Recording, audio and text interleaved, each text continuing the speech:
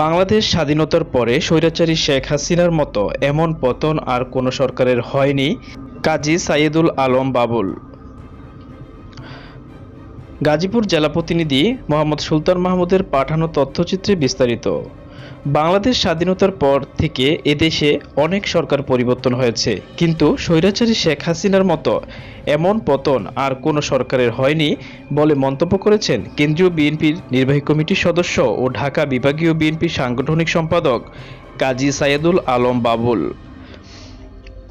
আজ 12ই জানুয়ারি বিকেল 5টায় গাজীপুরের কালিয়াকৈর উপজেলার চাপাইর ইউনিয়নে বিএনপির 31 দফা কর্মসূচির আলোকে এক কর্মী সমাবেশ অনুষ্ঠানে প্রধান অতিথির বক্তব্যে এসব কথা বলেন। এ সময় তিনি আরও বলেন, শেখ মুজিবুর রহমান চেয়েছিলেন বাংলাদেশে আর কোনো রাজনৈতিক দল থাকবে না, কোনো স্বাধীন সংবাদপত্র থাকবে না, কিন্তু এদেশের স্বাধীনচেতা মানুষ শেখ মুজিবুর রহমানের ওই শাসনকে মেনে নিতে পারেনি বলে 1974 সালের 15ই আগস্ট করুণ পরিণতি হয়েছিল। এ সময় অনুষ্ঠানে আরও উপস্থিত ছিলেন চাপাইর ইউনিয়ন বিএনপির সভাপতি ডিজি রাব্বানী, উপজেলার বিএনপির সাধারণ সম্পাদক পারভেজ আহমেদ, গাজীপুর জেলা যুবদলের সদস্য সচিব অ্যাডভোকেট রফিকুল ইসলাম সহ বিএনপির অঙ্গ সংগঠনের নেতাকর্মীরা।